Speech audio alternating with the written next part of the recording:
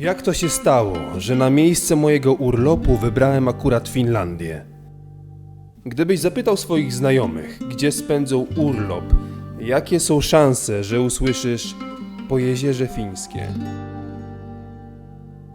Myślę, że szanse są skromne.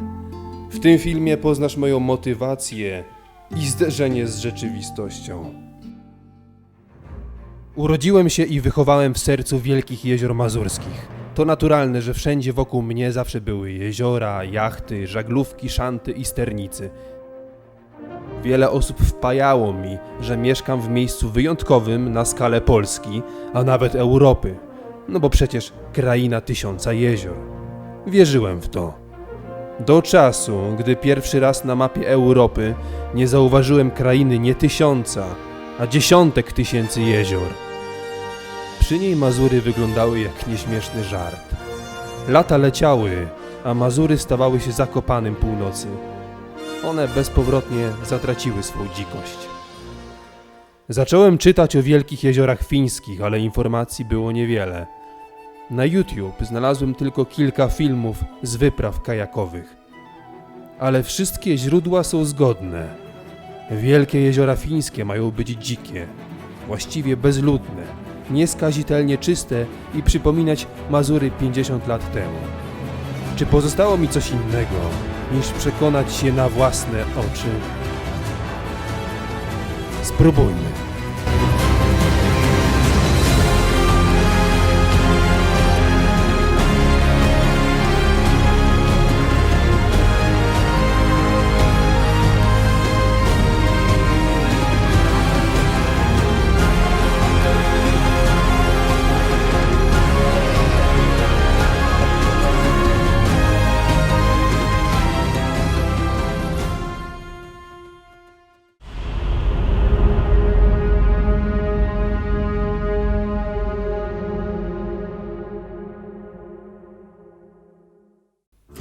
Na swoją wyprawę zabieram śpiwór puchowy, moskitiera, matę pompowaną, tarpa, saperkę składaną, karimatę, wodoszczelne etui na telefon, wojskową rację żywnościową, której ostatecznie nie wziąłem, ręcznik, kosmetyczkę, worek na pranie, czapkę z daszkiem, okulary przeciwsłoneczne, elegancką czapeczkę z merynosa, puchową kurtkę holenderkę, którą ostatecznie zostawiam. Rękawice, bluzę termoaktywną, spodnie żeglarskie, spodnie klasyczne, sztormiak, beczkę transportową około 60 litrów, elektryczną pompkę z akumulatorem, uchwyt na GoPro, dokumenty, akcesoria do GoPro, powerbank solarny, mydło do prania, masa filtrów przeciwsłonecznych, repelenty na komary, chusteczki nawilżane, apteczka, worek na śmieci, mały zestaw do gotowania, latarki czołówki, busole, krzesiwo, kuchenkę turystyczną, zapałki, wielofunkcyjne narzędzie do jedzenia, piła składana, nóż, kubek stalowy, kubek plastikowy, butelkę Life Straw do filtrowania wody z jeziora, wędkę wraz z haczykami, zestaw różnego rodzaju sznurków, puszki Edred z różnym rodzajem jedzenia, puszki Kogut również z różnym rodzajem jedzenia, torbę motocyklową wodoszczelną Amphibious 60-litrową, oczywiście katamaran składany minikat, kamizelkę ratunkową, buty do wody.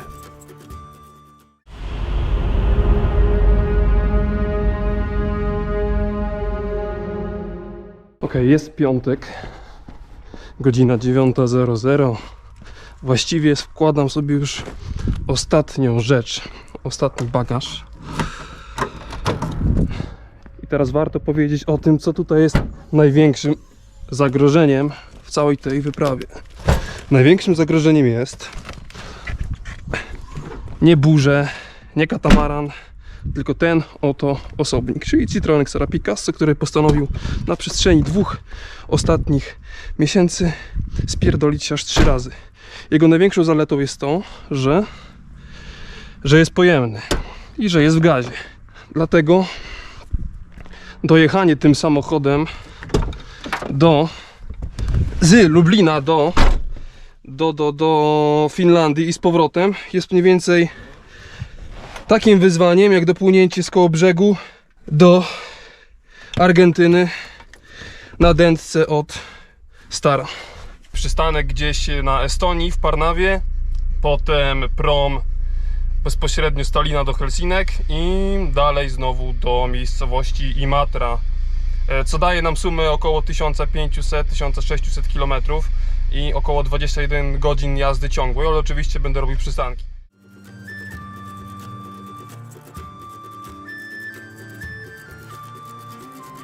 Bezproblemowo dojeżdżam z Lublina do mojego domu rodzinnego na Mazurach. Jest, proszę Państwa, pierwszy etap podróży do Finlandii, Rydzewo, moja miejscowość rodzinna. Właśnie wbijam. Tutaj zostaję sobie na nockę, odpoczywam, samochód odpoczywa, bo jutro 8 godzin jazdy. Martwię się trochę o te moje puszki, które sobie zakupiłem do jedzenia na całą wyprawę, w związku z tym, że ja tu nie mam klimatyzacji, w związku z tym, że mi się spaliła kostka stacyjki przedwczoraj, to również nawet nawiewu nie chcę włączać, bo się boję, że się znowu spali. Więc w samochodzie jest bardzo gorąco, boję się, że te puszki mogą nie wytrzymać, a jeżeli one nie wytrzymają, a tych puszek nakupiłem na jakieś 500 zł, to będzie raz, że duża strata, a dwa, że po prostu nie będę miał co jeść.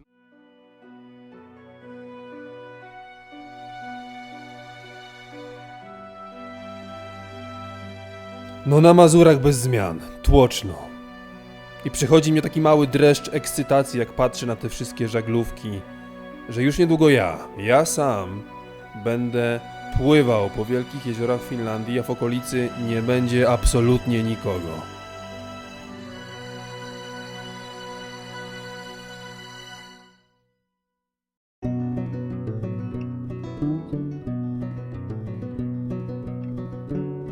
Wyruszam z samego rana. Następny przystanek to Estonia i miasto nadmorskie Parnawa, gdzie zabukowałem sobie nocleg.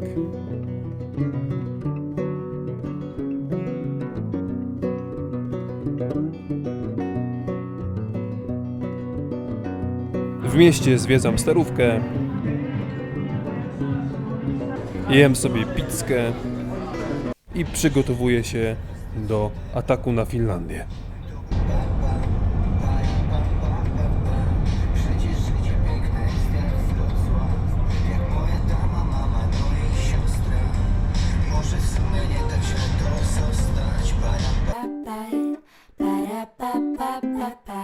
Muszę wyłączyć się. Następnego dnia podróż do Tallina przebiega bezproblemowo, gdzie czeka mnie przeprawa promem. Zerwałem stare kwiaty, czemu nie wyrosły nowe? Kiedy umrę, chcę, żeby wygłosił mowę ktoś taki jak Martin Flint. Aksamitnym głosem. Citroen się zaraz wbija na prom, a mi się nie udało zatankować w Tallinie gazu, bo jest to prawie niewykonalne.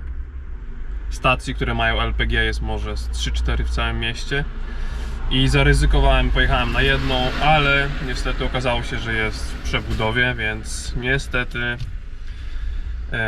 będę musiał jeszcze w Finlandii przejechać około 200 km, sobie przejadę jeszcze na gazie, a resztę już na benzynie. Przeprawa potrwa około 3 godzin. Tak naprawdę to będzie pierwszy raz jak cisnę promem, więc będzie to całkiem ekscytujące.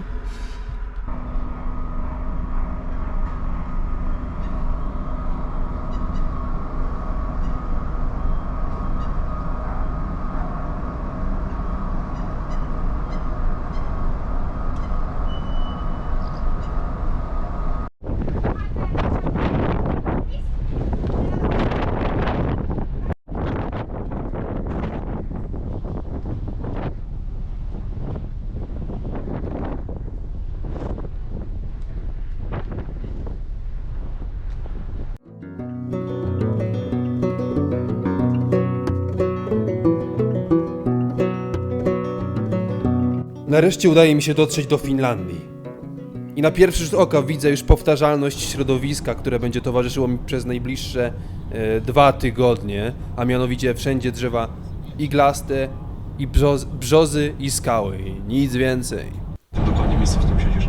Jeszcze kilka tygodni temu z generałem Romanem Polko i jemu zarzucono też w pewien sposób, że dzięki niemu też w pewien sposób wszyscy dowiedzieli się o istnieniu tej jednostki. Ty poszedłeś też trochę dalej, bo wydałeś kilka książek, piszesz felietony, rozmawiasz o tych wywiadach, co jest bardzo fajne dla tej społeczności. Moim celem jest miejscowość Imatra, mała miejscowość położona już nad jeziorem Sajma, z którego dnia następnego planuję wyruszyć na moją 12-dniową podróż katamaranem.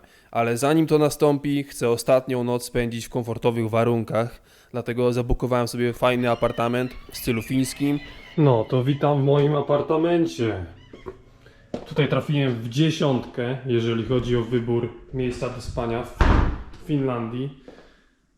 Przede wszystkim, co jest standardem w Finlandii, z prywatną sauną, z której nie omieszkałem wielokrotnie skorzystać.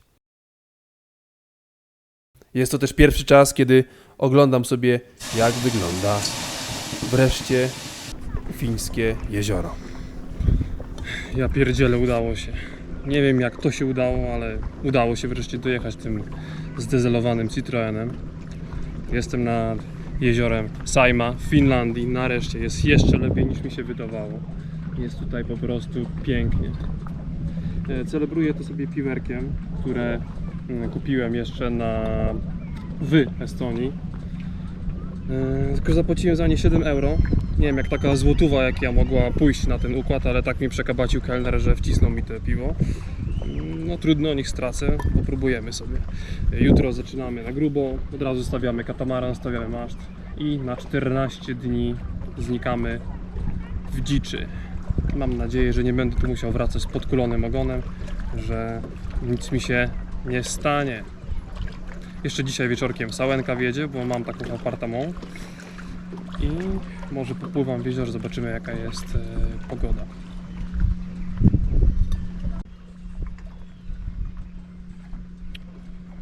Dobre, ale 7 euro bym za to nie dał. Znaczy dałem się wyruchać.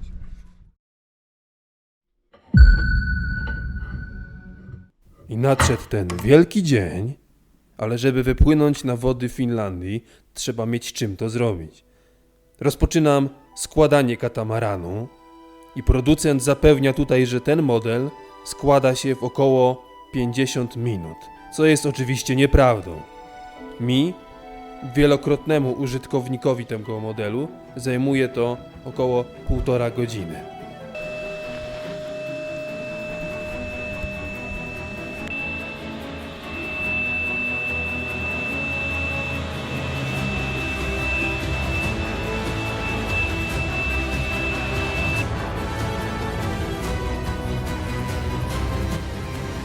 Moja łajba złożona. Czas pożegnać się z cywilizacją na 12 dni. Oficjalnie ruszamy na wodę.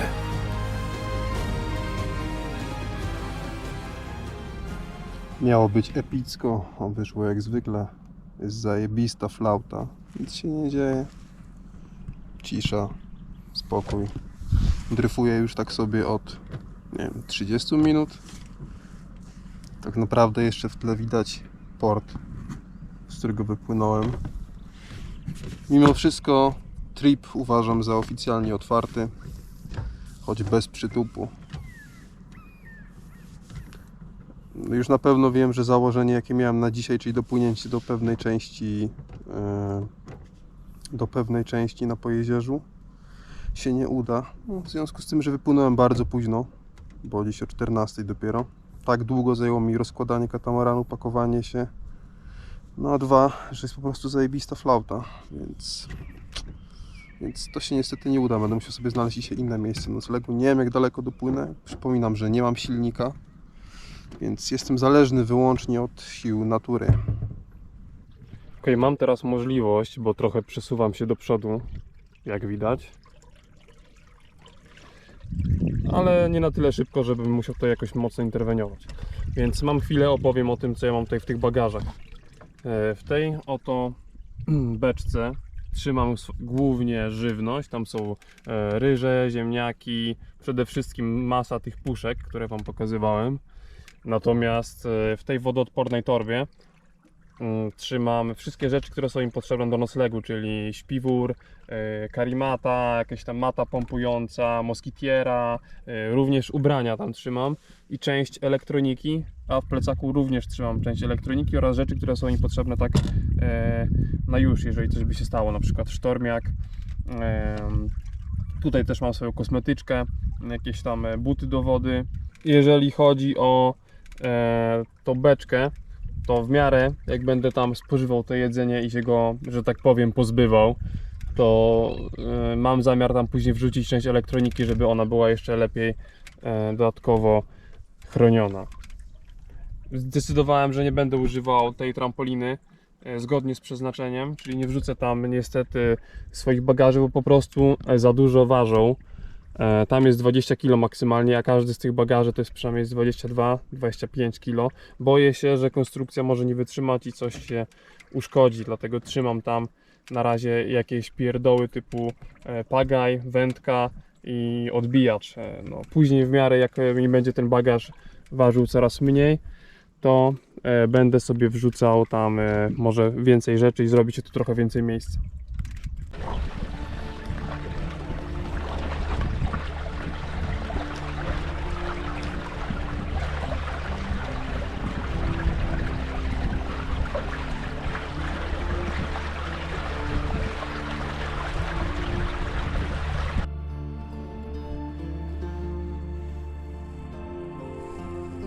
Pierwszego dnia nie pokonałem zbyt dużej odległości. Wiąże się to z tym, że wypłynąłem dość późno, bo w okolicach godziny 14.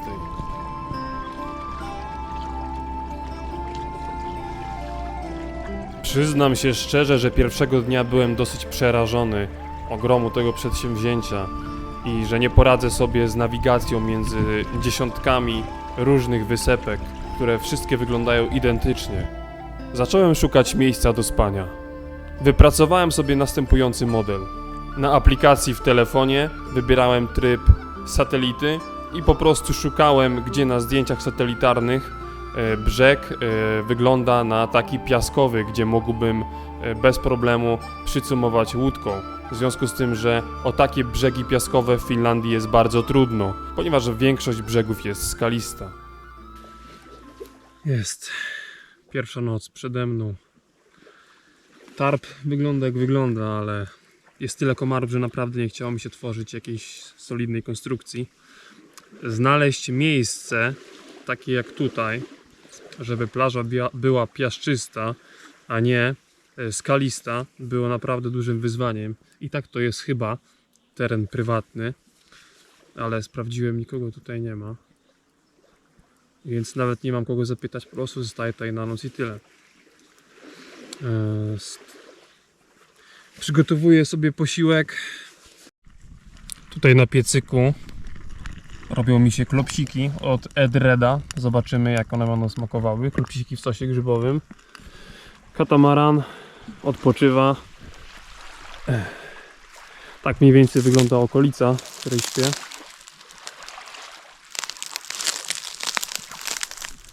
Oto moje schronienie, powiedzmy. Moskitierę jeszcze sobie rozwinę, rozłożę jeszcze śpiwór. Tutaj są te jakieś domki prywatne, ale tak jak mówiłem, nie ma tu nikogo, sprawdzałem. Ok, ja sobie przejdę do próbowania tej edredowej puszki. Przy okazji sobie rozpaliłem ognisko, bo już miałem naprawdę dosyć tych komarów i chociaż w pewien sposób mogę się od nich odciągnąć. Dobra, spróbujemy.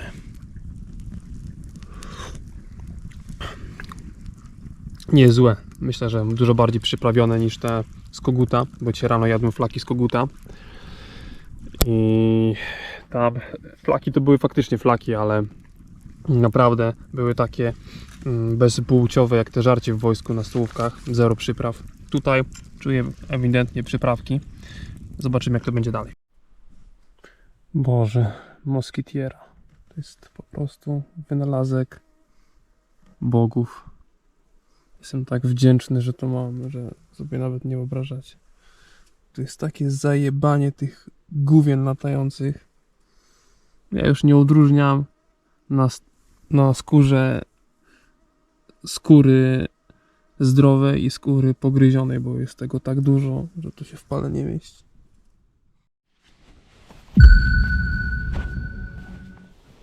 Gdy tylko rozbiłem tarpa, przeczuwałem gdzieś w głębi siebie, że ta noc nie będzie spokojna. I jak się okazało, miałem rację. O godzinie 1:40 do mojego tarpa zapukała policja. Nie chciałem ich bezpośrednio nagrywać GoProsem, więc na nagraniach bardzo słabo ich widać, ale stoją cały czas koło katamaranu i rozmawiają z właścicielką posesji. Szczerze, co tu się odjebało, to ja nawet nie wiem, kurwa. Jest 2 w nocy i właśnie zostałem wyautowany z tego miejsca, gdzie spałem. Rzecz w tym, że jak ja tam przypłynąłem, to obejrzałem dokładnie całe to miejsce. Przeszedłem je wzdłuż i wszerz. Były tam jakieś domki, które wskazywały wszystko na to, że są opuszczone, bo w jednym nawet było wybite okno i nie było tam żywej duszy, oprócz psa, który gdzieś tam szczekał 200 metrów czy 300 dalej. No, więc tam się rozbiłem. Nie było żadnej tablicy, że to jest teren prywatny, nic z tych rzeczy. Już pomijając fakt, że spałem może 1,5 godziny, bo zasnąłem o 23:30, a zostałem obudzony o 1:40 przez policję, bo jakaś przemiła pani, właścicielka tej posesji, stwierdziła, że ona w sumie widziała mnie, jak tu przybijałem gdzieś o godzinie 20, ale nie wiem, kurwa, dlaczego w ogóle nie podeszła do mnie od razu, mimo że ja jej nigdzie nie widziałem. Dlaczego nie podeszła do mnie od razu, zanim się wypakowałem, zanim przycumowałem, zanim rozłożyłem tarpa, zanim zrobiłem wszystko. Tylko postanowiła sobie poczekać, aż ja zasnę, gdzieś do tej 2 w nocy, wezwać policję i mnie stamtąd po prostu wyautować. No, policjanci byli w porządku, po prostu zapytali, co ja tu robię, kim ja jestem i uświadomili, że nie mogę tutaj nocować. Ta przemiła pani była cały czas obok nich, w ogóle ze mną nie rozmawiała i sprawdzili mi dokumenty i nic poza tym tak naprawdę, ale liczyłem na to gdzieś tam w głębi serca, że po prostu jak ja wytłumaczę, kim ja jestem i że nie jestem jakimś nielegalnym imigrantem, to że po prostu w związku z późną porą i z tym, że jestem już całkowicie tam, miałem ładny obóz całkiem ładnie rozłożony, to że mi powiedzą, że no dobra, to śpi. No tak często miałem w Polsce na przykład, albo gdzieś na autostopie, że w sumie czasami się okazywało, że jestem na terenie prywatnym, ale jak już tam przyszedł właściciel i zobaczył, że już tak wszystko ładnie jest rozłożone, że ja jestem w porządku, to mi zawsze mówił, dobra, okej, zostań, nie ma sprawy, to tam dobranoc. No i nie do końca. Tam kobieta, policjantka mi sprawdziła dokumenty, zaczęła ze mną rozmawiać, jak się podróżuje, czy fajnie, czy podoba mi się w Finlandii. Tak, wszystko fajnie. Oddała mi dokumenty i tak nagle, no to może się zacząć pakować. Kurwa.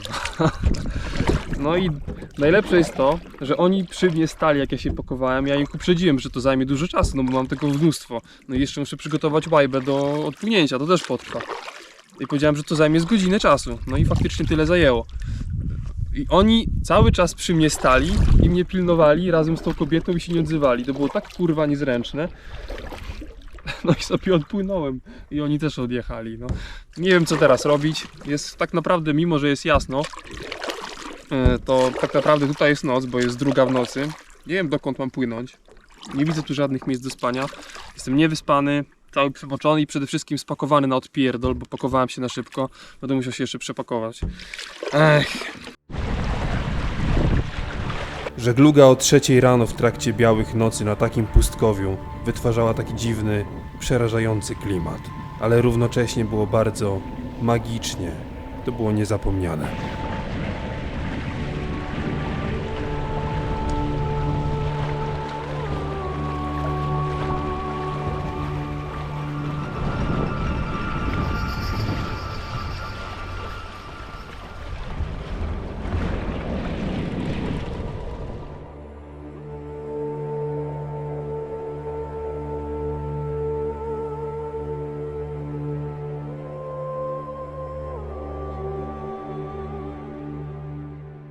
No, moje nocne żeglowanie skończyło się gdzieś tak o 4:30, czyli płynąłem jakieś 2,5 godziny.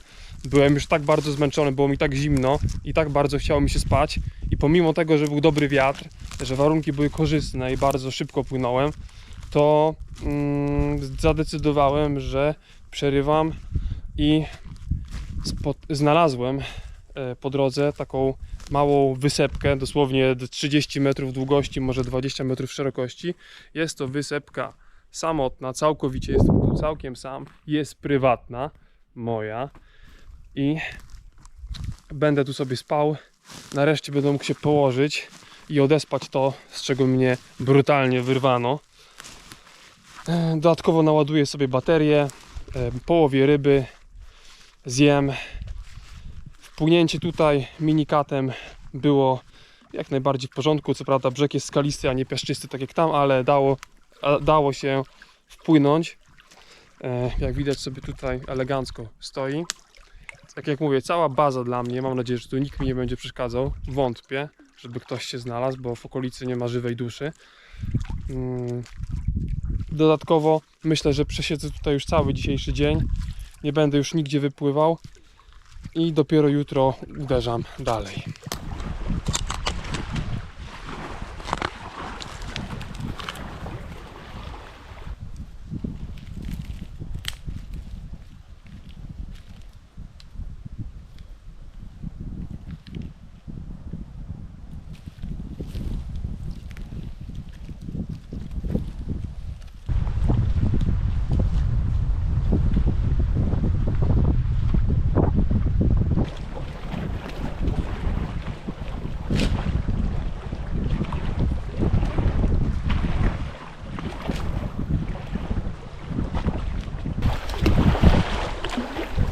Oficjalnie będę pił wodę pobraną bezpośrednio z jeziora.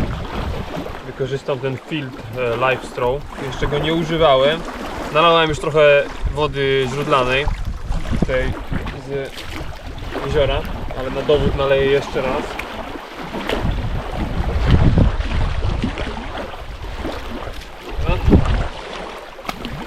I sobie będziemy pierwszy raz testować, jak ten filtr działa. Powinienem być samowystarczalny przez następne 10 dni. Bardzo słabo idzie przez ten filtr.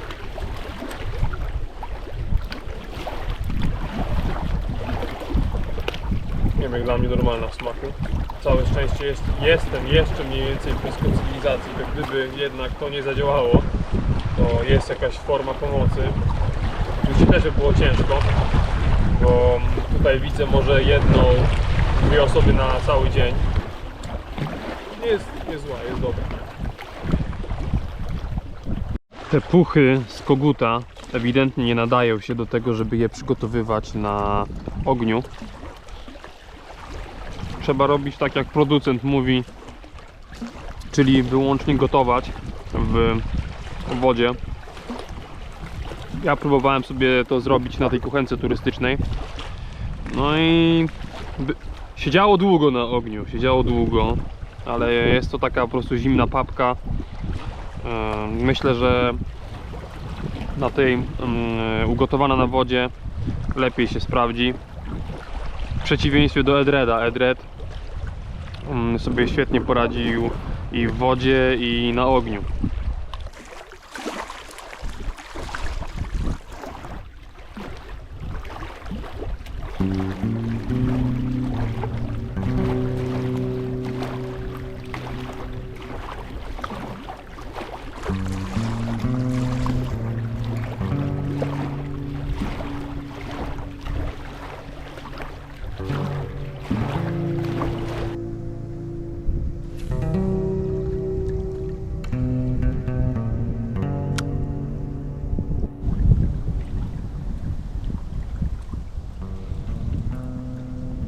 No i proszę, ledwo zarzuciłem i taki mały serdelek. Jedząc sobie teraz kolację, doszedłem do pewnych wniosków, a mianowicie na ile wystarczy mi tego żarcia, bo tak naprawdę tego do końca nie liczyłem. Ale liczyłem na to, że będę mógł coś złowić i sobie dietę będę uzupełniał o ryby. No i to był kurwa pierwszy błąd, bo ja raz, że do ryb nie mam cierpliwości, dwa, że nie wziąłem pod uwagę tego, że tutaj w ogóle nie ma żadnej przynęty. Robaki na tej glebie tak naprawdę nie istnieją, bo tu jest lita skała na większości pod tym mchem. Przekopałem fragment, nie znalazłem absolutnie nic. I próbowałem na pęczak, który mi został z puszki ze śniadania i złowiłem może taką rybeńkę, którą sobie zrobiłem na patelni, a później oczywiście wędka mi się splątała, wszystko się popsuło i nie miałem ochoty już więcej wędkować, więc z racji tego musiałem sobie zrobić check, ile ja mam żarcia, bo jeżeli ryby odpadają, to tak, pozostało mi 10 dni podróży i wychodziłoby na to, że na 10 dni wystarczy. Jem 2 puszki dziennie, czyli raz, 2, 3, 4, 5, 6, 7, 8, 9 i 10 niepełna, ale tam ostatni dzień to już jakoś przeżyję. Mam jeszcze makarony, jakieś chleby, ryże, trochę żelków, tu są ziemniaki. Tylko że wszystkie te makarony, te ryże i tak dalej, to tak naprawdę zakładałem, że ja sobie zjem właśnie z rybą. No jeżeli tej ryby nie będzie, no to sobie będę je gotował do tych potraw.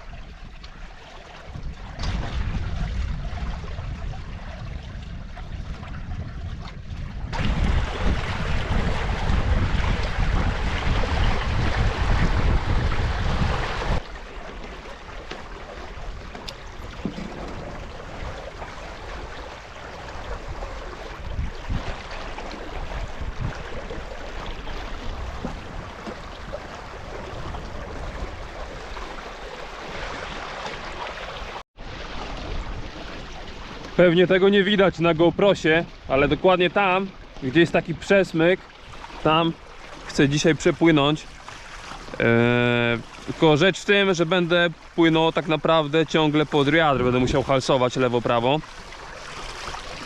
ale zakładam sobie, że około godziny 30, 40 i się tam znajdę.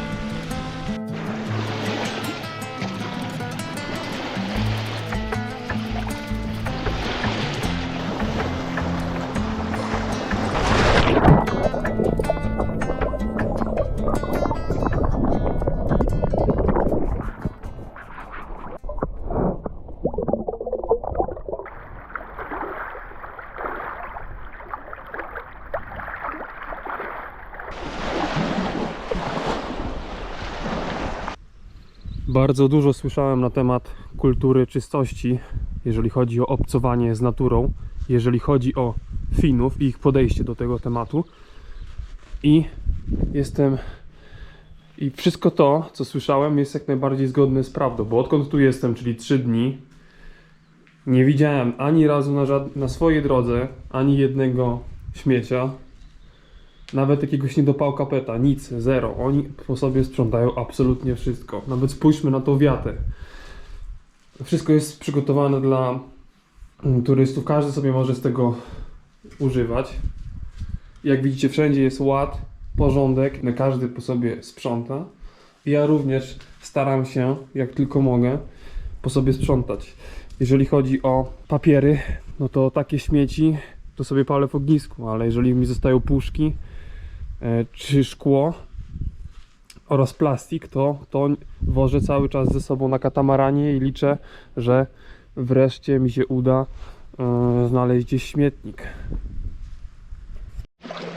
Jak radziłem sobie z ładowaniem urządzeń? Powerbank solarny za jakieś 300 zł naprawdę rozwiązał wszystkie moje problemy. Dopóki było słońce, dopóty miałem w pełni naładowany telefon.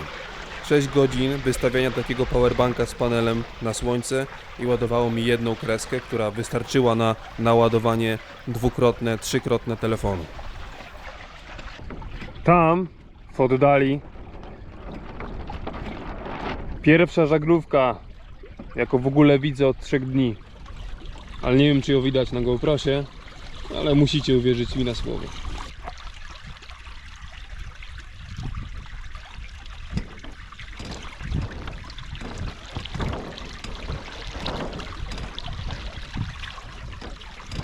Zbliżam się do łącznika, czyli do takiej bramy, która łączy wielkie jezioro Sajma z drugim, którego nazwy nie pamiętam, no ale tak czy siak jest na moim dokładnie kierunku, a ja chcę kierować się na północ i to jest, jak widziałem, może nie jedyne przejście, ale gdybym go nie wybrał, to naprawdę musiałbym nadłożyć przynajmniej 1 dzień żeglugi. Pogoda dopisuje, wiatr też, jak dla mnie taki jest idealny, także wkraczamy na kolejne jezioro fińskie. Juhu!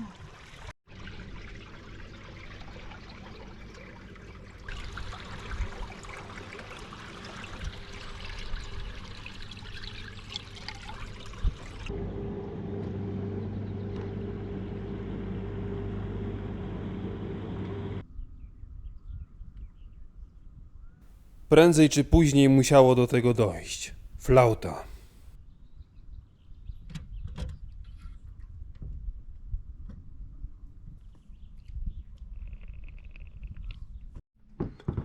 w związku z całkowitą śmiercią wiatru.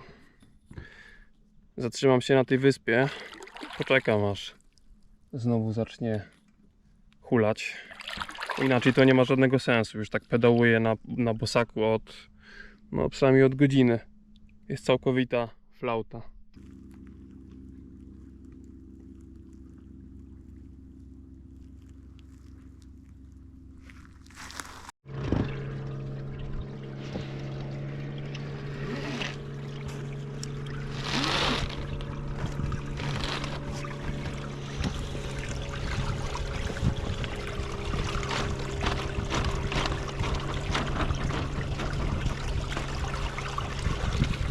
Po 3 godzinach wiosłowania w pełnym słońcu, nareszcie pojawia się lekka bryza wiatru. Nareszcie mam czas, żeby odpocząć i powoli przesuwam się do przodu. Ten mozolny ruch przeznaczam na słuchanie audiobooków. Pakiet zaleceń dla karczmarza idealnego pozostawił Jakub Haur, autor ekonomiki. Słońce powoli zachodzi nad Finlandią. Może tego tak nie widać w związku z tym efektem białej nocy. A ja już szukam powoli miejsca do spania. Jest 3. dzień mojej obecności tutaj. I uwierzcie mi lub nie, ale ta prędkość, którą teraz mam, to jest największa prędkość, jaką dzisiaj nie. W ciągu ostatnich 5 godzin uzyskałem. Bo o ile dzień zaczął się świetnie, bo wiatr wiał niesamowicie na początku przez pierwsze 4 godziny mojej żeglugi, to od jakichś 5 godzin jest tak całkowita flauta. Był taki moment, że 2 godziny cisnąłem wyłącznie na pagaju, bo jezioro to było tak naprawdę lustro czyste. Nie było ani jednej chmurki. Teraz troszeczkę ten wiatr wieje i tak od 2 godzin przemieszczam się dokładnie takim ślimaczym tempem. No ale powolutku do przodu. Przypominam, że moim celem jest miejscowość Pumala, ale tam dotrę pewnie jutro wieczorem. A na razie zobaczymy, czy miejsce, które sobie zobaczyłem na satelicie, według satelity ma piaszczystą plażę, czy to miejsce będzie odpowiednie, czy to nie jest teren prywatny. Jak będzie nieodpowiednie, no to szukam dalej. Więc z aktywności pobocznych pozostaje tylko walenie wody i napierdalanie się. Ze znanych artystów mieliśmy już m.in. Meza, Tilow, braci Golec i Mandaryna. Wali to w ogóle za tenisa stołowego, bo w końcu w całym procesie nie bierze udziału żaden stół. No, z drugiej strony...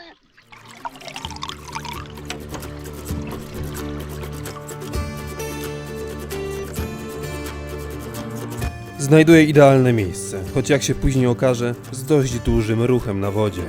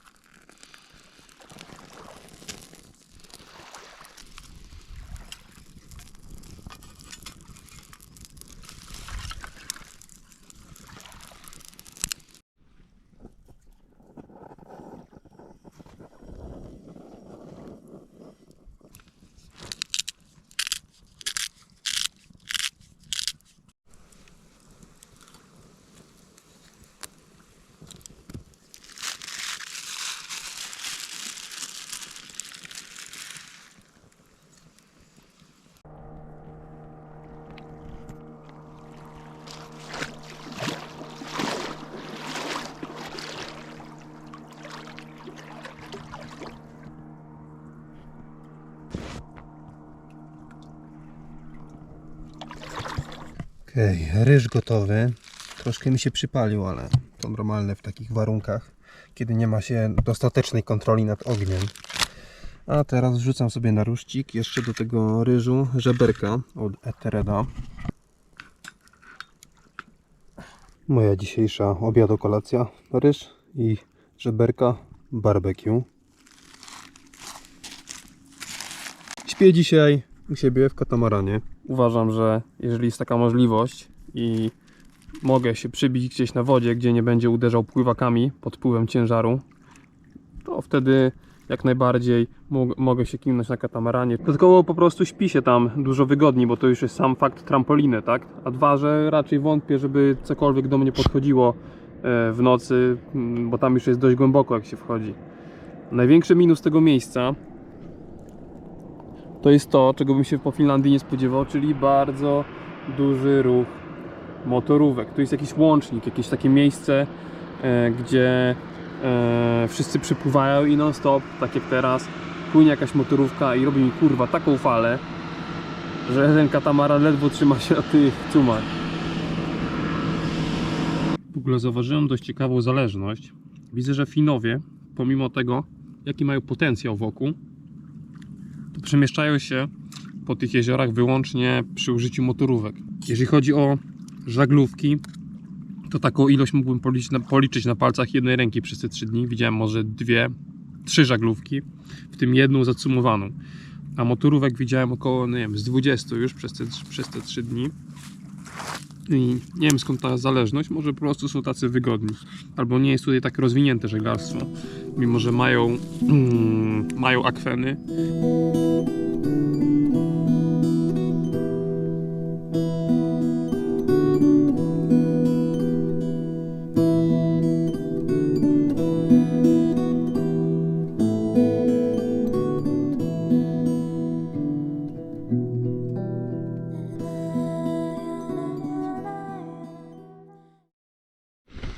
Zwijam swoje spanie. Pospałem sobie do 8. Na początku tego żałowałem, no bo wczoraj stałem o 5 i miałem cały dzień na żeglowanie, ale dzisiaj tego nie żałuję, bo i tak byłaby całkowita flauta. Jest czysta, nieskazitelna tafla, ale już z tamtej strony powoli widzę, że woda zaczyna się marszczyć i zbliża się w moim kierunku, także jest nadzieja, że jak jeszcze sobie zjem śniadanie, to wypłynę już na żaglu, a nie na pagaju.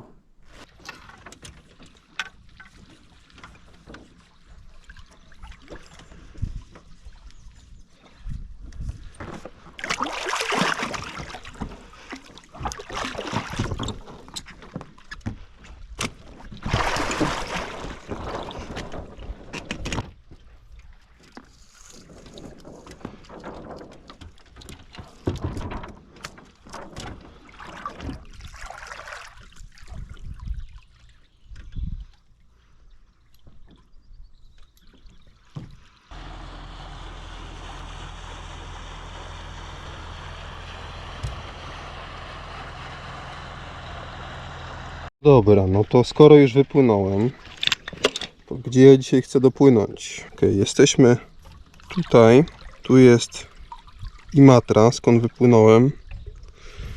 Ja teraz jestem przy miejscowości Lukkola, a chcę dopłynąć do miejscowości Pumala. Jest to około 15 km wodą, ale oczywiście raz, że nie ma wiatru, a dwa, że pewnie jak będzie wiatr, to będę płynął pod wiatr, to trochę czasu to zajmie. Liczę na to, że mimo wszystko doczołgam się do tej miejscowości. Jest godzina 10:40, trochę późno wypłynąłem i żałuję, że tak późno wstałem, ale tak dobrze mi się spało na tym katamaranie, że nie obudziłem się o 4:00, 5:00 jak zwykle.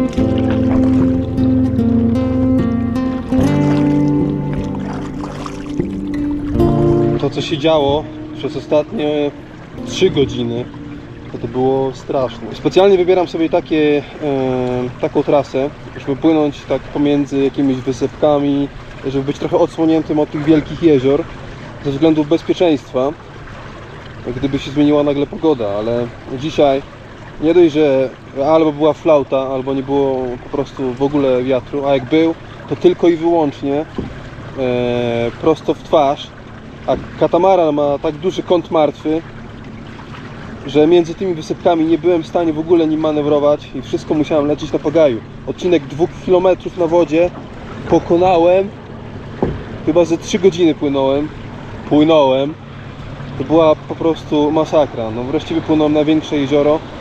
No i teraz czuć różnicę. No to nawet jak wiatr jest słaby, to i tak to wszystko idzie do przodu. Może niepotrzebnie aż tak się boję tych wielkich, otwartych akwenów.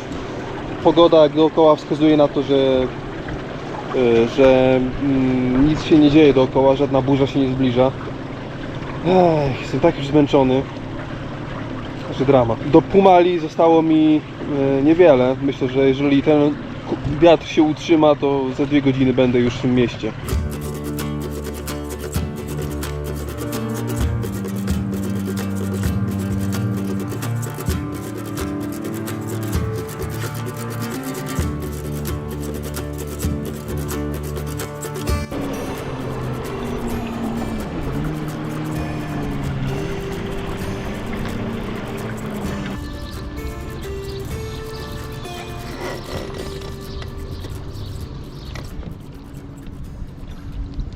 Pumala wita mnie 4. najdłuższym mostem w Finlandii oraz horrendalnymi cenami za cumowanie na noc, sięgającymi 25 euro od osoby. Nie mogę na to pozwolić. To jedyna okazja, żeby zjeść coś innego niż puszki oraz uzupełnić zapasy w sklepie. Pracownice portu mówią mi, że istnieje publiczna plaża, na której mogę przycumować i przenocować za darmo. Postanawiam z tej opcji skorzystać. Katamaran wzbudza zainteresowanie lokalnych żeglarzy, którzy szybko namawiają mnie na seanse w saunie. Tam rozmawiamy na różne tematy, ale co najważniejsze, lokalsi pokazują mi najbardziej przydatne aplikacje i strony internetowe do żeglugi w tym miejscu, o których pojęcia nie miałem. Najbardziej pomocna ze stron, o których dowiedziałem się od innych żeglarzy, jest Vaneili Saima, czyli wielka encyklopedia map portów oraz map saun, punktów dystrybucji paliw na Pojezierzu Fińskim. Strona ta całkowicie odmienia moje planowanie podróży, bo teraz nie muszę już zgadywać i wybierać sobie miejsc na nocleg, a znajduję już konkretny cel. Niweluje to ryzyko spania na terenie prywatnym lub źle przygotowanym. Każde miejsce na mapie ma wyznaczone koordynaty, zdjęcia, dokładny opis oraz ocenę innych żeglarzy wraz z komentarzami. Żeglarze zachęcają mnie, żebym jutro popłynął na wyspę Kilmasari. Wygląda na to, że mam już kolejny cel podróży. W wyniku dużego oddziaływania promieni słonecznych na pływaki katamaranu, co jakiś czas muszę go trochę dopompować.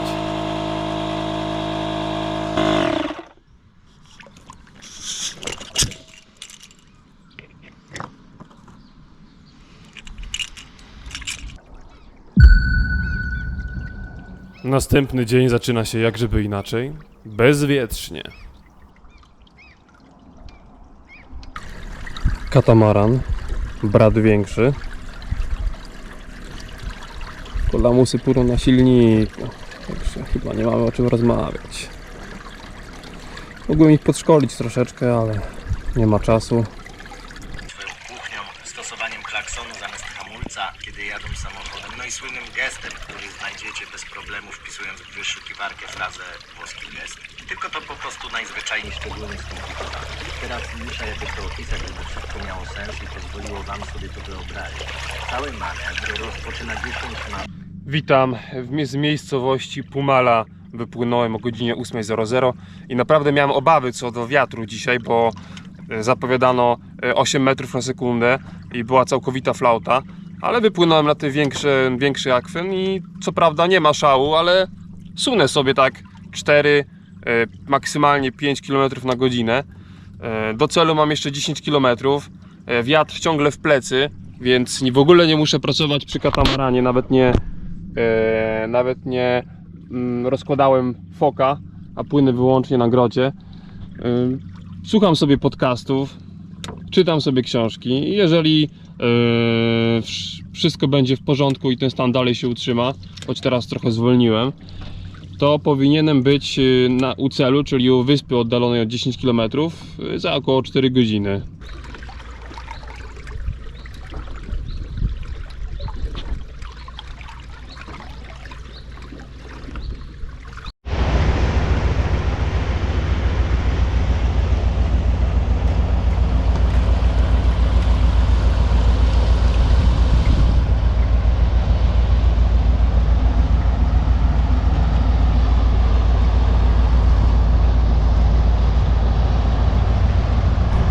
Po szkole, bo nie wiązał swoich planów życiowych z Polską, tylko składał papiery do jakiejś szkoły policealnej w Niemczech. Co istotne, ksynował się. Wzięła się stąd, że był na tyle dobrej sytuacji. W lesie przecież drogówka jest.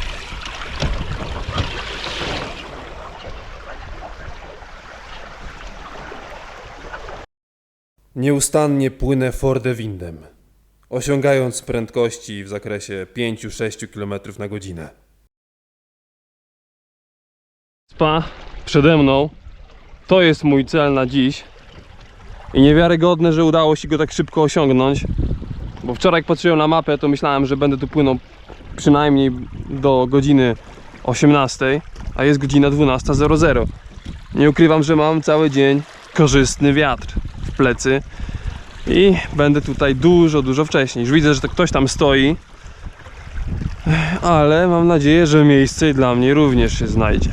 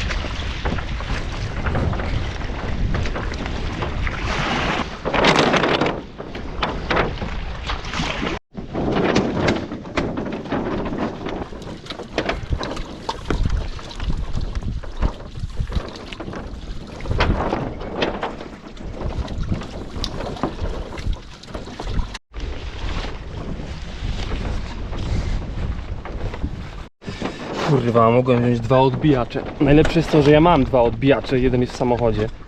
Tylko się bałem, że nie będzie miejsca. I chciałem jak na maksa zredukować. A miejsce jest na trampolinie, bo nic tam nie wrzucam właściwie, więc...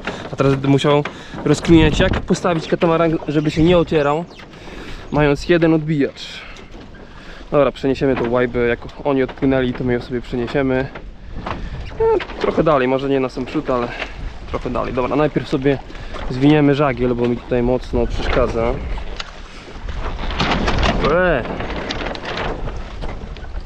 Podejście nie było takie łatwe, tak mi wiatr dopychał, prawie wleciał w skały. No takie są minusy pływania bez silnika. No ale nawet z silnikiem, jakbym był na większej łajbie, o kurde, to też myślę, że nie byłoby łatwo. No i super, z 2 ekip jakie tutaj były, to już zostałem sam. Akurat się zawinęli, jak ja tutaj mniej więcej się zbliżałem, jedna i druga. Myślę, że mogli się poczuć respekt do mojej bandery i po prostu stwierdzili, że ustąpią pola, bo tutaj Szymcio musi mieć private island. O kurde. I bardzo dobrze, będzie mi się tu żyło samemu świetnie. Cała wyspa dla mnie. Widzę, już tam jakieś stoją chatki do wykorzystania i będzie dobrze. Tamaran na drugą stronę pomostu, ale może być to ciężkie, bo tak go wiatr dopycha. Ja też nie chcę go uszkodzić. Jeszcze sobie drzazgę wbiłem w stopę, ale tym się zajmiemy później. Jak wcześniej narzekałem, że nie ma wiatru, teraz jest go aż za dużo. rozhulało się konkretnie.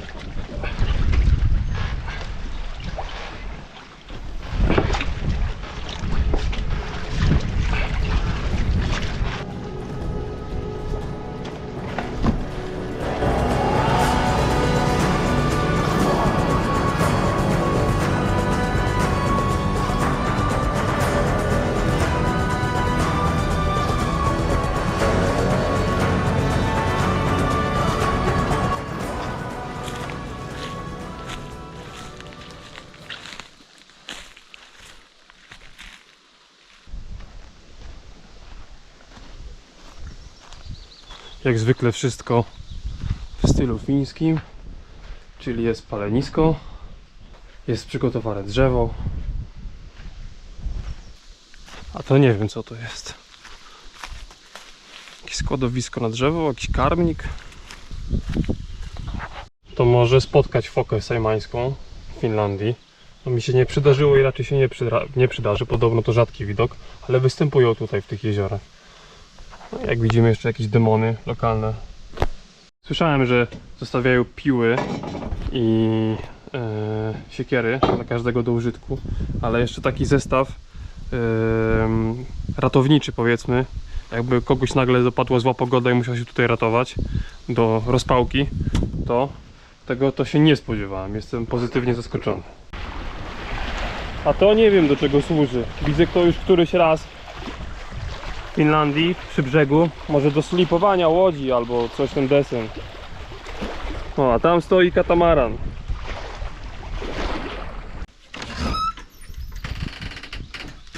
O, jest też toaleta w stylu fińskim. No i taka zasypka. Jak się zrobi potrzebę, no to się zasypuje tym.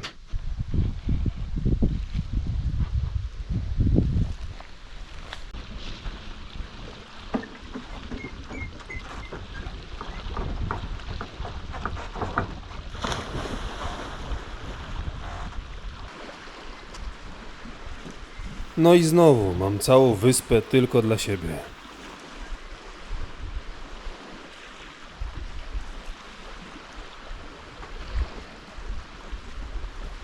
Po pewnym czasie podpływa do mnie skuterem wodnym pewien Fin.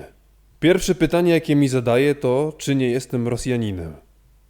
Kiedy odpowiadam przecząco, uśmiecha się szeroko i zaczyna opowiadać o swoim życiu oraz o faunie i florze po jeziorze Sajma. Szczególnie temat schodzi na możliwość zauważenia fok. Jak sam twierdzi, jest to bardzo trudne, ale kiedyś mu się udało. Swoją drogą gość pracował kiedyś w Polsce. I see information table there, and there is some information about seal. But I hope you enjoy. This is very special place. I like Finland. You're born here, Yeah, so you have a beautiful land to live. yeah, I like. I have been in Poland, worked in Bratislava. Bratislava is Nice place. Slovakia. Yeah. No. Sorry.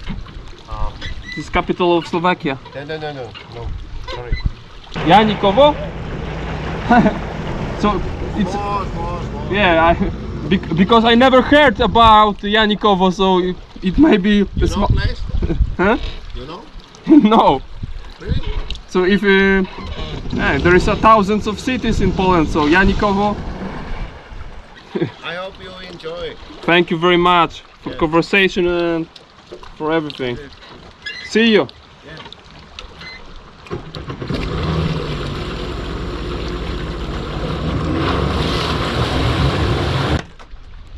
Próbuję złowić jakąś rybę, ale dalej mam problem z dostępnością przynęty.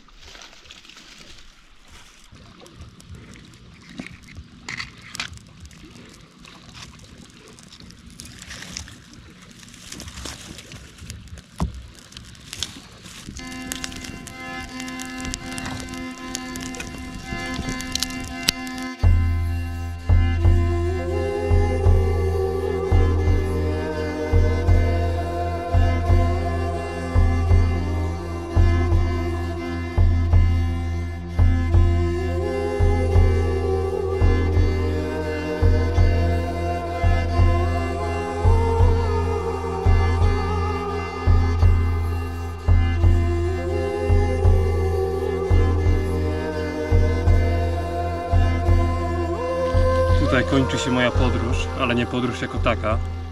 Kończy się pewien etap podróży, bo już dalej na północ nie będę płynął.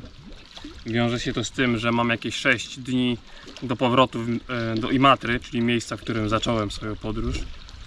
A najzwyczajniej w świecie nie jestem pewien warunków pogodowych. A przypominam, że nie mam silnika i nie chciałbym utknąć nigdzie, więc daję sobie więcej dni na powrót i chcę mieć spokojniejszą głowę, żeby później nie żeglować w nocy. I będę pewną część drogi wrócę tą samą, którą tutaj płynąłem, na pewno przez miejscowość Pumala, a później może ją trochę zmodyfikuję, tak żeby nie wracać dokładnie taką samą trasą, ale mimo wszystko będę już wracał. Tymczasem jedzenie już dochodzi, więc i ja będę kończył i zabieram się za obiad, kolację. W okolicach godziny 22 dopływają do mnie 2 Finki na starej, klasycznej drewnianej fińskiej łodzi, a ich towarzyszem jest mały pies.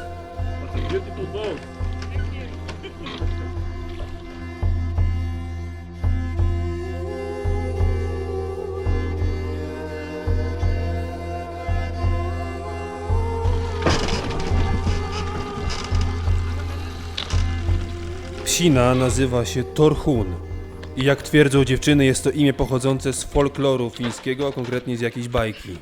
Her name is Terchen, yeah? Ja, Terchen. she doesn't like.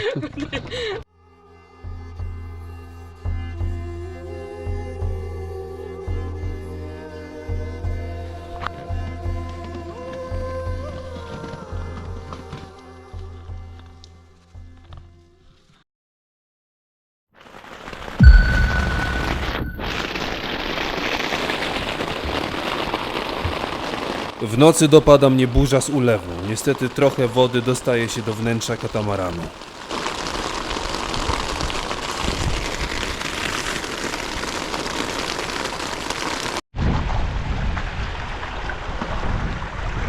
O 10 opuszczam wyspę. Z początku nic nie zapowiadało, że dzień 6 będzie najtrudniejszym dniem całej tej wyprawy.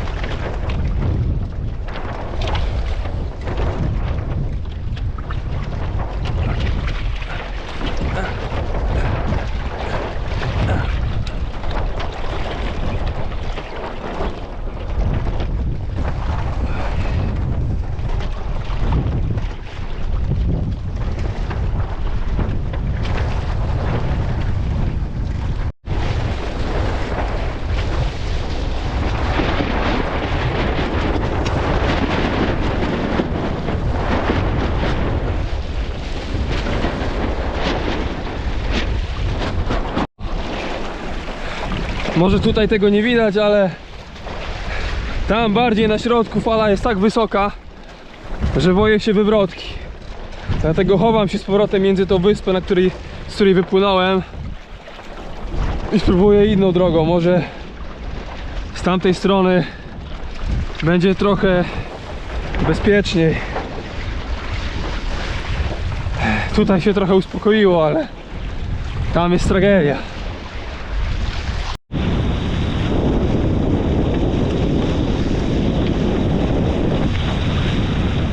Przez następne 2 godziny walczę z ogromną falą i silnym wiatrem.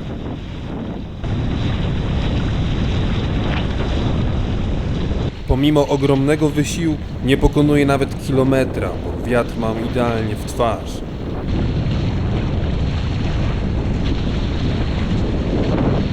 Tego dnia silny wiatr wyrwał mi z katamaranu pokrowiec na żagiel, w którym trzymałem wędkę, a więc straciłem wędkę bezpowrotnie.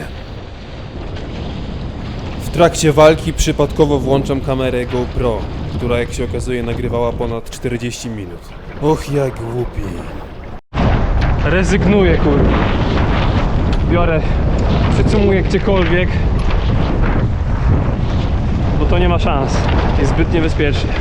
Dzisiaj się chyba w ogóle nie przysunę, o ile wiatr się nie zmieni. Nie wiem, czy to jest prywatne, czy nie. Jakoś się wytłumaczę, że jest zbyt duże zagrożenie. Zrefowałem grota na tyle, ile mogłem na pokładzie. O kurwa.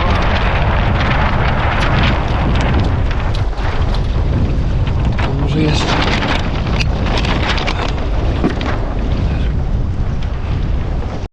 Okej, awaryjnie zacymowałem w takim miejscu. Na pewno jest to własność prywatna, tam jest domek, do którego pukałem, nikogo nie ma. Do przyczepy kempingowej również pukałem, też nikogo nie ma. No ale nie mam innego wyjścia, bo tutaj tego nie widać, bo jesteśmy na takiej zatoczce, ale tam zaraz za nią to jest dosłownie piekło. Na wiatr około 30 km na godzinę, fale nie wiem ile metrów, bo się na tym nie znam, ale wysokie, no podnosiło mi czasami bardzo ryzykownie ten katamaran. No i na razie rezygnuję z dalszej podróży, dopóki się nie poprawi. Okej, odczekałem jakieś 3,5 godziny. Wiatr zmalał, jak widać, fala jest dużo mniejsza. Może na 22 uda się z powrotem wrócić do tego miasta Pumala. Przypominam, że ciągle cisnę pod wiatr i całą trasę będę miał pod wiatr. Padało trochę, no ale przynajmniej nie jest już tak tragicznie jak było. Takie warunki są do zniesienia. Przede wszystkim chodzi o falę, no bo tamta fala była naprawdę niebezpieczna. Katamaran tak wysoko mi się podnosił i traciłem nad nim kontrolę, aż mi się wygiął, aż mi się wygięła przedłużka, takiego ściskałem wtedy. Mam nadzieję, że nie pęknie. Lecimy dalej.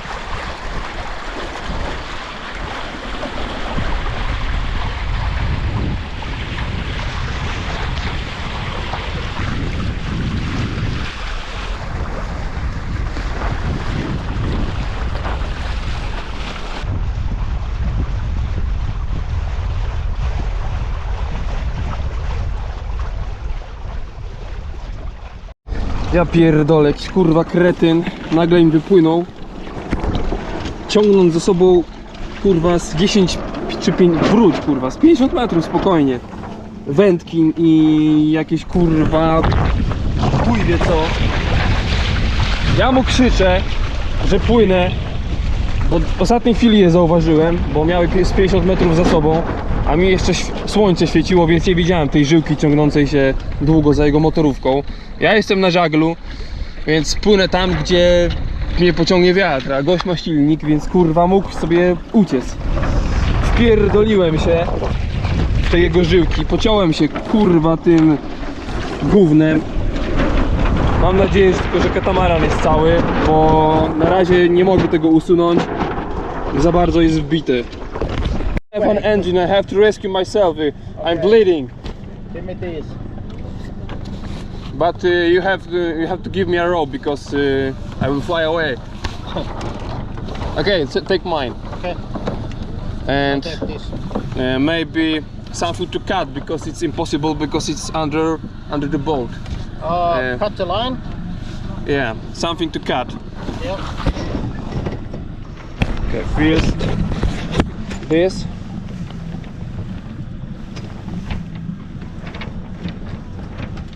This. Let me check, maybe someone there, but I don't see this. And also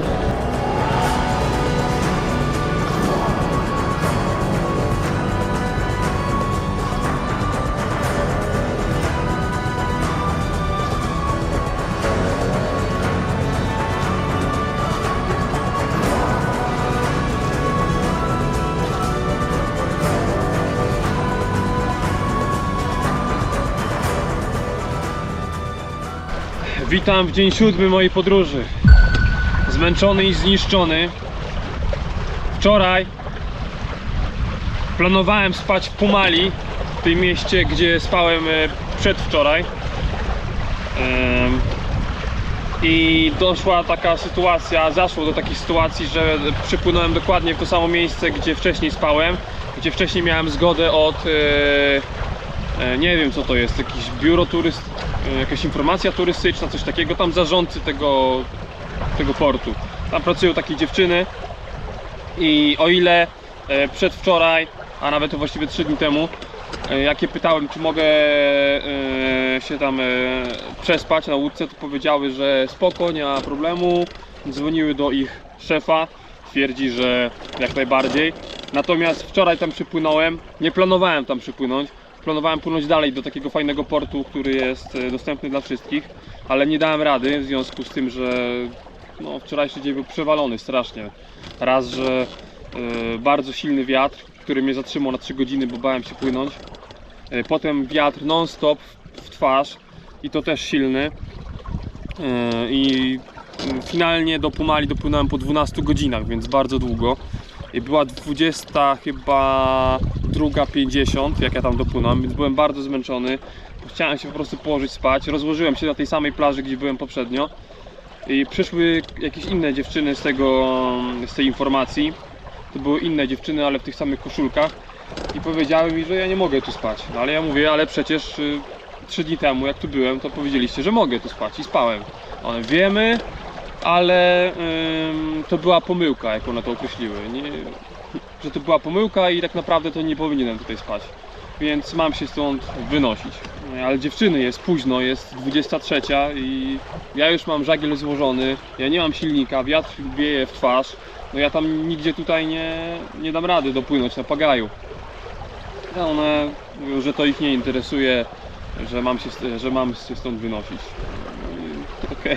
No w takim razie ja im powiedziałem, że to jest plaża publiczna, no bo wszystko na to wskazywało. Tam się normalnie dzieciaki przychodziły pić browary, ludzie sobie przychodzili się rozkładać ze sprzętem sportowym. Ale mówią, że coś tam wygooglowały w internecie, bo nie wiedziały. I rzuciły mi jakąś dziwną fińską długą nazwę i stwierdziły, że to jest właściciel tej plaży i że ja nie mogę tutaj spać. No i w takim razie o godzinie 23:30 no cóż, bardzo zniszczony życiem, zrezygnowany. Po jeszcze tej akcji kurwa z tym wędkarzem też mnie poraniły mocno te haczyki. Zacząłem pagajować w nocy i szukać jakiegoś miejsca wzdłuż brzegu, ale wszystko było prywatne, a ja nie chciałem znowu mieć sytuacji z policją jak ostatnio, więc po prostu o godzinie o północy przywiązałem się do jakiegokolwiek drzewa w jakiejś dziczy, gdzie nie było jakiegoś fajnego brzegu, więc nawet na brzeg nie wychodziłem i jakoś tam przespałem. No a teraz ruszam do miejsca, które jest 9 km wodą ode mnie, więc całkiem blisko, bo muszę cokolwiek zjeść. Jak na razie nic nie jadłem, jem tylko te fińskie lembasy, jak je to nazywam, które ratują mi dupę, jak nie mam czasu nic przygotować i nie mam gdzie czegoś przygotować. Także myślę, że za jakieś 4 godziny będę na miejscu i dalej już dzisiaj nigdzie nie płynę, bo po prostu jestem zniszczony.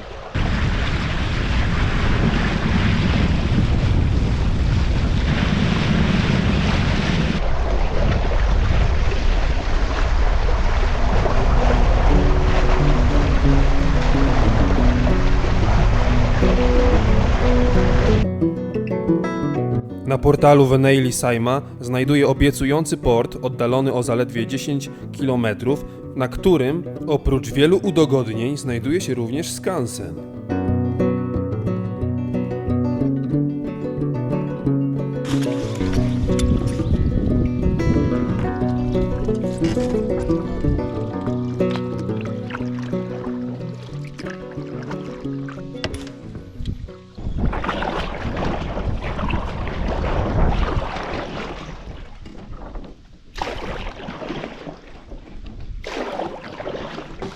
Can you? Oh shit. Wait a second.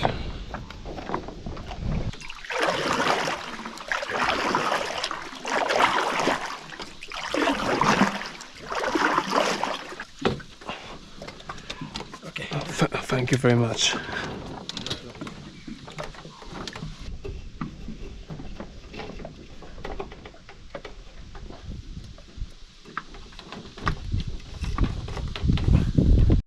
Dobra, ja już przycumowałem.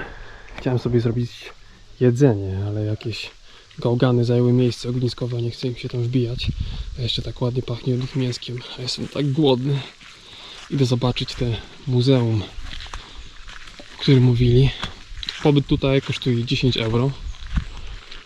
I całe szczęście można zapłacić przelewem, bo zostało mi może w gotówie 5 czy 6. A w cenie jest podobnież wejście do tego skansenu.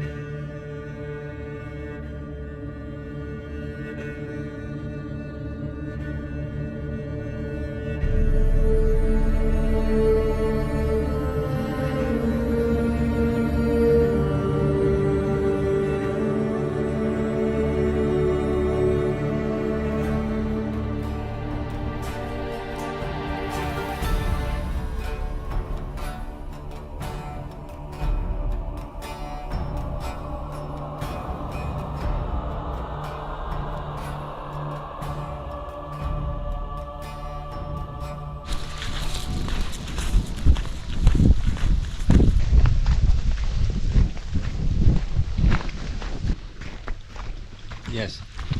Here's the sign. Night pavement in Liestalaniemi. So this is the number. Okay. And if there's the place where you can sign a message. Foxtrot India. Foxtrot India, Yeah. 215371. Okay. And so on. And then you must write. There is the message place. You must type that. Okay, so I'll do that. Okay, fine.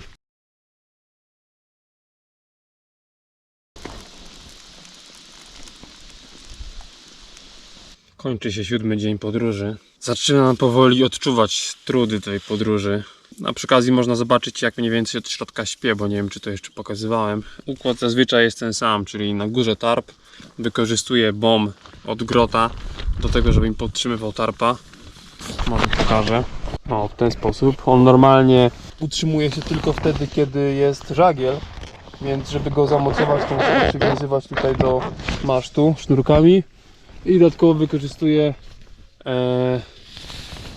V grota do podtrzymania go z tej strony i na tym opieram konstrukcję, a resztę po prostu dowiązuję po różnych krańcach, tak jak tutaj na przykład do różnych boków katamaranu.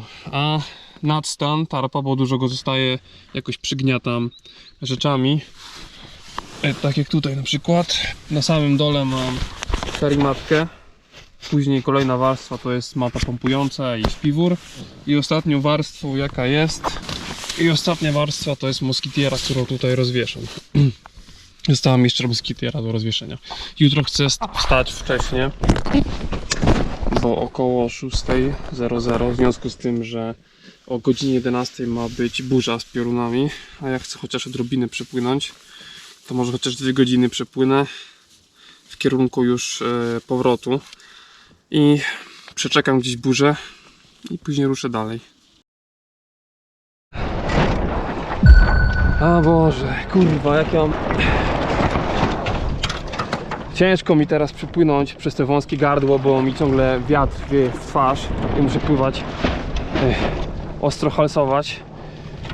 Jeszcze te kurwa w tym wąskim gardle ciągle coś przypływa wielkiego i weź tutaj coś, daj radę pokonać, jak co chwilę ktoś jest na trasie. No i pokonuję takimi zakosami, może co 50 metrów. No i muszę sobie się jakoś wydostać. No ale te statki na pewno nie ułatwiają.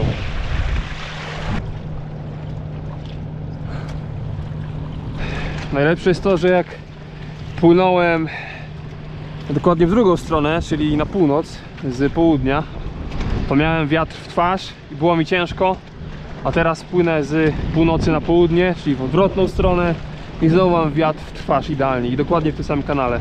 Wtedy tak długo się bujałem tam ostatnim razem i teraz też się będę bujał.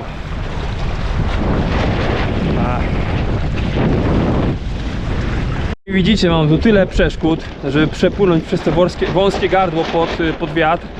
Tu jakiś wielki statek, tam prąd, który ciągle kursuje lewo-prawo i trzeba się tak wstrzelić, żeby na żaglu bez silnika móc przepłynąć, żeby się z nim nie zderzyć. No jest ciężko i trzeba tutaj mocno kalkulować to wszystko. Musi być gruba matematyka.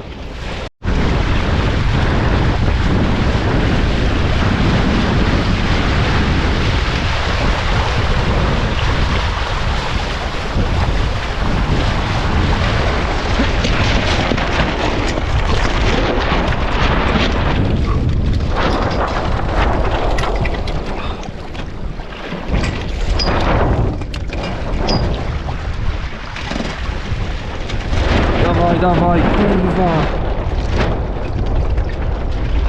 Pierdolę, nie przypłynę. Tu jest za ciasno, kurde. Mogę nie przypłynąć. Jeszcze trzeba tak obliczać, żeby tego gnoja wyminąć. O Boże. Dobra, przypłyniemy tam na wprost. Próbujemy jeszcze raz. Próbujemy. Tak jest, ciśniemy. Nie przestawaj, dawaj. Szybko. Tak jest. Mijamy go. Szybko za nim rusz.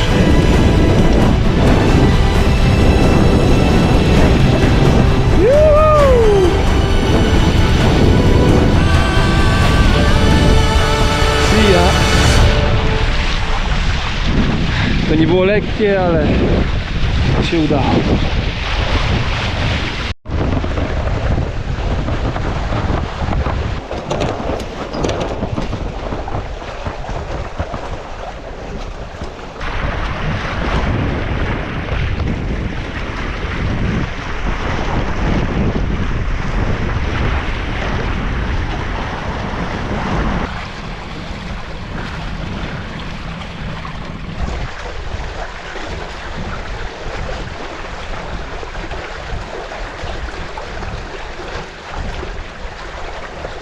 Wygląda drzewo przygotowane do spławiania. Cała długa linia, która niedługo zostanie pociągnięta przez statek. Długa i pachnie tu już bardzo ładnie drzewem. O, a tutaj spałem chyba 3. czy 4. nocy, już nie pamiętam.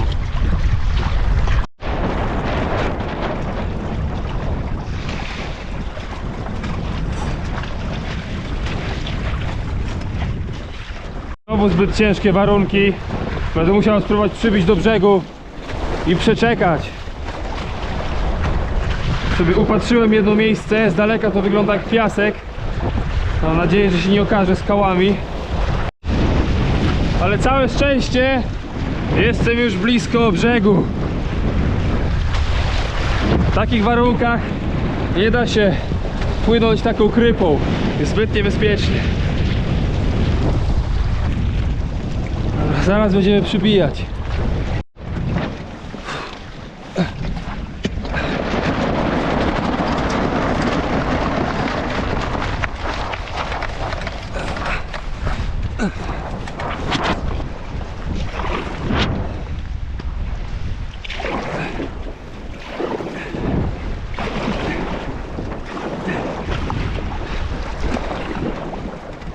Miejsce może nie jest idealne, ale najważniejsze, że brzeg jest piaszczysty i nie ma skał.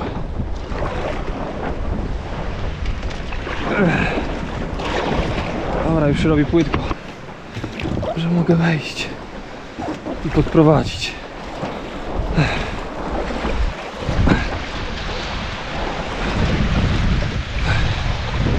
Strasznie się zmęczyłem tą walką.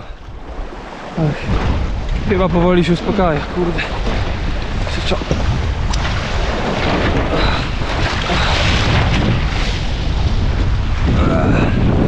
Albo i się nie uspokaja.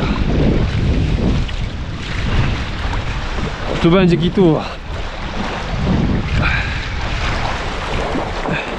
Zawsze trzymam się blisko wybrzeża względnie. Właśnie na takiej sytuacji, żeby w razie W móc szybko uciec i się skitrać gdzieś. No chyba, że pogoda ewidentnie wskazuje na to, że nic się nie będzie działo, no ale dzisiaj wskazywała, że coś się może zadziać.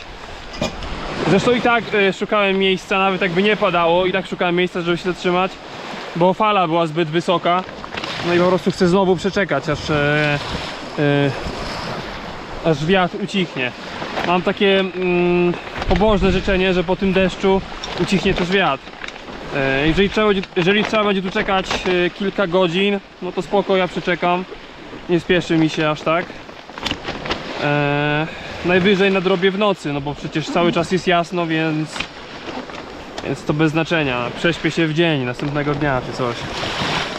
Zobaczymy. Robię zupkę chińską. Wiatr już widać, że zelżał po tej burzy. Wyszło słońce. No i właśnie o to chodziło. Zjem sobie zupkę. Tak naprawdę to nie wiem jeszcze dokąd gdzie się dzisiaj chcę zatrzymać. Po prostu tam, gdzie dam radę, to dopłynę na południe. Być bardzo możliwe, że w tym samym miejscu, gdzie kiedyś się zatrzymałem tylko na chwilę na takiej długiej, piaszczystej plaży, bo mam ją za jakieś stąd, nie wiem, 6-7 km wodą.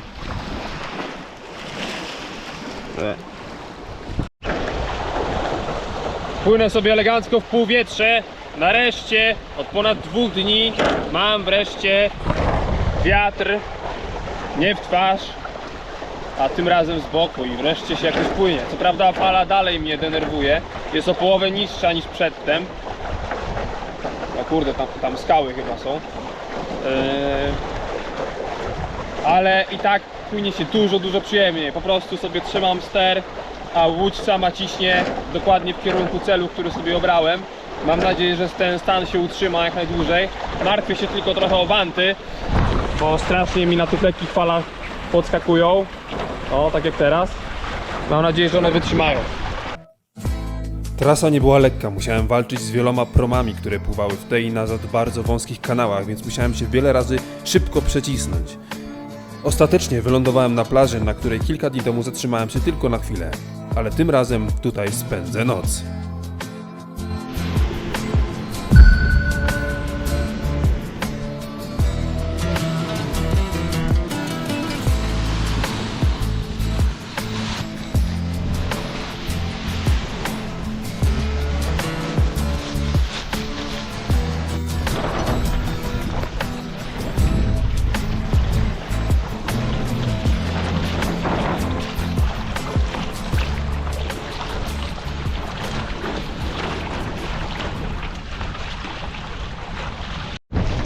Czyli niby płynę, ale troszkę wolno, dlatego pomagam jeszcze dodatkowo pagajem, bo chcę się stąd jak najszybciej wydostać z tej ekspozycji na wiatr, bo tu już mamy pełną sajmę, a płynę w takim ostrym, powiedziałbym, że by the windzie, ale to już jest na granicy jego.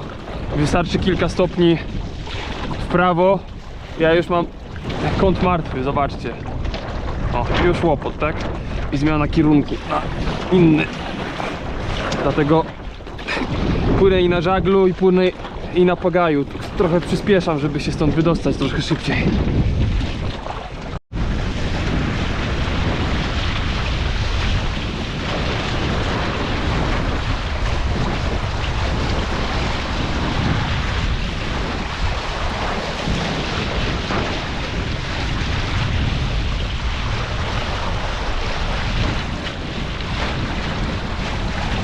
Już jest przede mną wyspa, do której planowałem się dzisiaj dostać, i uda się to w niecałe 4 godziny. To jest zajebistym rekordem, bo odległość jest znaczna. Wyspę widać już przede mną.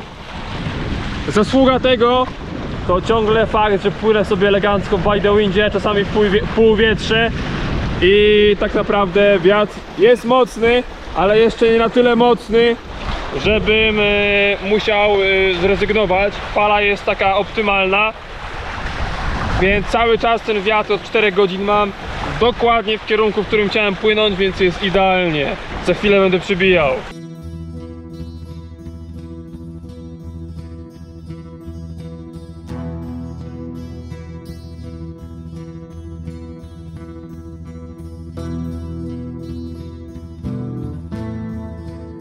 Port znalazłem oczywiście na portalu Vanelli Saima. Śmiesznie wygląda z satelity, bo jak takie jajca. Dodatkowo według komentarzy, oprócz sanitariatów mają tam też być bezpłatne sauny.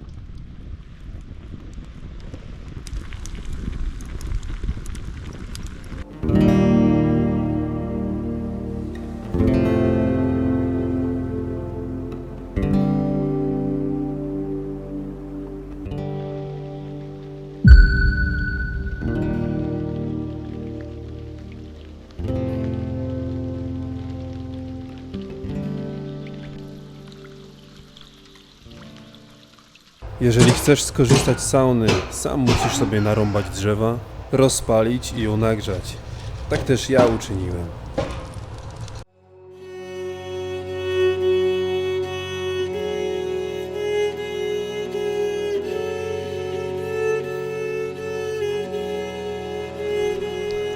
Ochłodę daje krystalicznie czyste jezioro.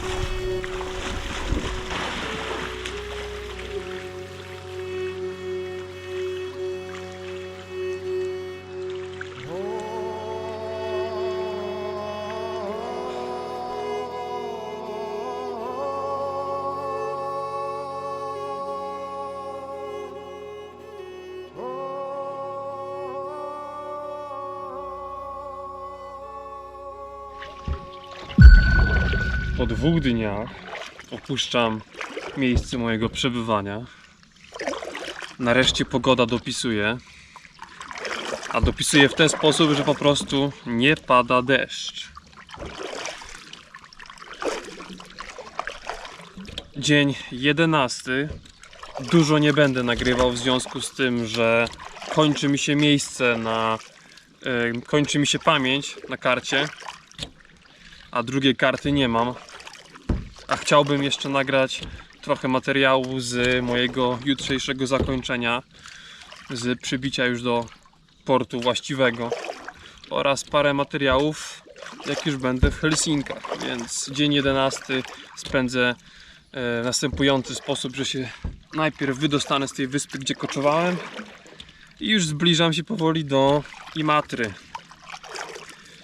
Dzisiaj zrobię małą odległość, bo tak naprawdę jestem już bardzo blisko celu, a też nie chcę jej specjalnie sztucznie wydłużać, tej mojej odysei. Co? Tak, żebym jutro już mógł dosłownie przepłynąć może z 2 km i być na miejscu. Widzę przede mną, że wiatr jest taka 2, czyli akurat, żeby sobie na spokojnie dopłynąć. Moja wędrówka powoli się kończy. Mógłbym jeszcze dzień dłużej pożeglować, myślę, ale nie ma to żadnego sensu. Przez ostatnie dni była zła pogoda, było bardzo wietrznie i deszczowo, w związku z czym nie mogłem naładować mojego powerbanka i lecę po prostu na oparach. Też wielu ubrań nie mogłem wysuszyć, bo nie było do tego warunków i po prostu czuję już na sobie, że komfort życia mi mocno spadł. Kończy mi się też jedzenie, więc nie ma to już żadnego sensu za bardzo. Dobra, powoli łapię wiatr, więc będę kończył, bo będę musiał tutaj operować.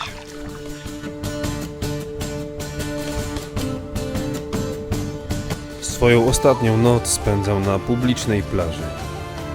Oszczędzam baterię i pamięć w GoPro, żeby móc nagrać mój powrót do portu, z którego wypłynąłem.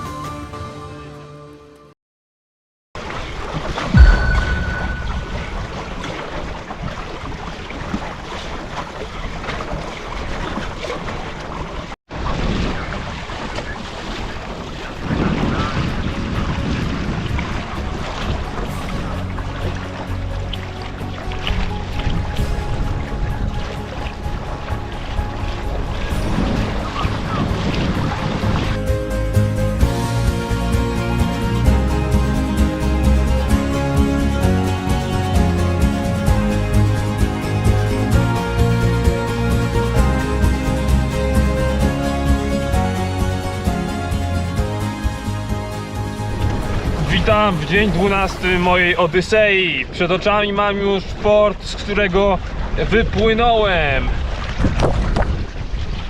Tada! Woohoo! Tu kończy się moja wędrówka.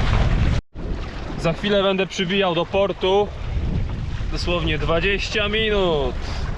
Już nie wrócę na morze.